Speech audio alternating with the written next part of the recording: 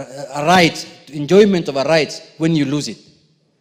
Mr. Speaker, there are people also in this country who face a lot of discriminations in terms of even acquiring Kenyans who are unable to acquire national documents like national identity card and passport. Mr. Speaker, I am shocked. I am shocked when I saw a governor in this country, in this Republic of Kenya, Mr. Speaker, shouting at the top of his voice from somewhere in Mount Elgon or somewhere there in Trans Nzoia, saying some Kenyans should not be given the identity cards. Mr. Speaker, I came to realize the training of a person is very important in life. And the way I'm getting trained in this house, Mr. Speaker, is what has made me serve the people. Mr. Speaker, some of the people who have gone through the provincial administration, who have served in that region of northern Kenya, Mr. Speaker. I started training you when you were a councillor. Kabisa, Mr. Speaker. Yes. In Malakisi, you took me to Malakisi in 2005 so that I can interact with the public, you remember. Yes. Mr. Speaker, a whole governor stands in his place addressing a gathering of Kenyans saying that other Kenyans must be discriminated against. Mr. Speaker, I know the governor was a former PC or a former DC, and I know the culture that goes on when you are especially posted to northern Kenya, where you have to be paid for you to give somebody's identity card. And that's how some of them have made their money, Mr. Speaker. That is a colonial mentality. That man does not deserve to lead anybody in Kenya, Mr. Speaker. It is very, very heartening, Mr. Speaker. Disheartening. He does not even be a village elder, Mr. Speaker. When you can come openly and say that certain Kenyans should not be given an ID because they are bordering another country. Even him is running a county that is bordering Uganda. Shame on him. Shame on him. Mr. Speaker. Mr. Speaker, I know that community is discriminating against live in Trans Nzoia, Mr. Speaker. And you know you are their leader, Mr. Speaker. You come from there also. I can assure you they will never vote for him again. He has lost those votes. His name is Honorable Nakimbia or Nakimbia. Nakimbia too. He's just running everywhere, Mr. Speaker. Mr. Speaker, I was taken aback, Mr. Speaker. I know what discrimination people go through in that region. There are many children in northern Kenya who have finished schooling, they have finished colleges, they have finished universities, they cannot get employment because they don't have an ID. They cannot even get admission to university because they don't have an ID. That is the kind of leaders nowadays we have in Kenya, who is openly saying in a public forum that let us discriminate against this community. And you are calling yourself a governor who is supposed to be leading a multi-society, multi-ethnic, multi-religious county, Mr. Speaker. Mr. Speaker, this is where I know tomorrow he'll be shouting in a burial there in Bukusola and in Trans Nzoia, abusing me. I don't care. This is where I will speak. People of Suna, who I represent, who include Luos, Koreas, Subas, Somalis, lawyers, Giria, everybody have told me to speak here and tell that governor that he is wrong. He cannot discriminate against other Kenyans. Who is he, Mr. Speaker? What the hell does he think he is?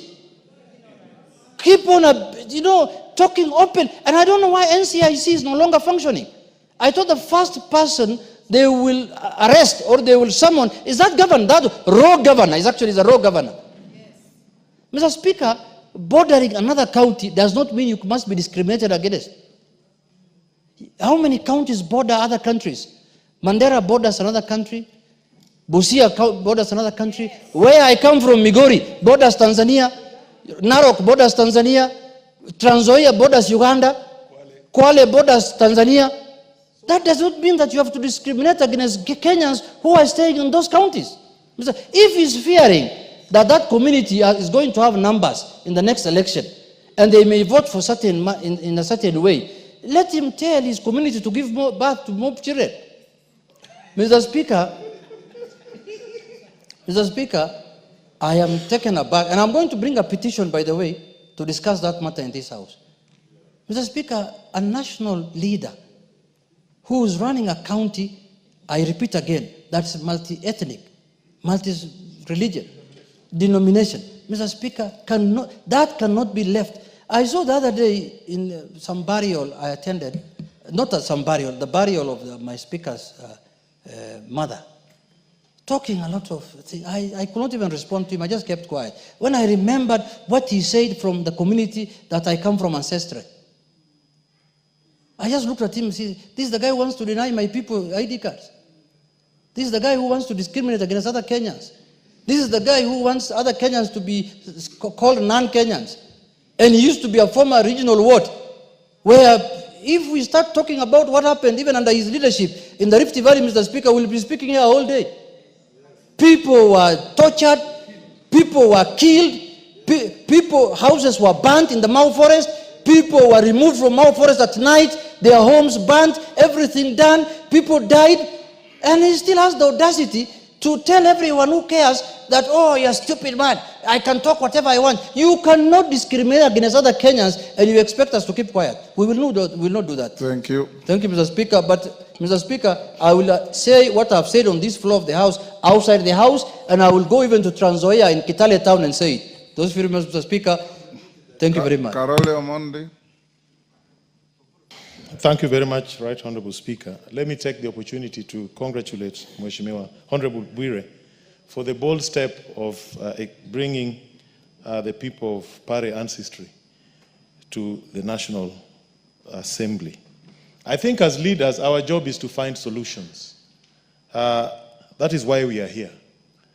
We can ventilate, we can say as much as we want, but if we don't offer solutions, then I don't think we are rendering the service that we are expected to do. On these two issues, we already have a solution which I've already proposed and which is being processed by the help of the Speaker and the Clerk.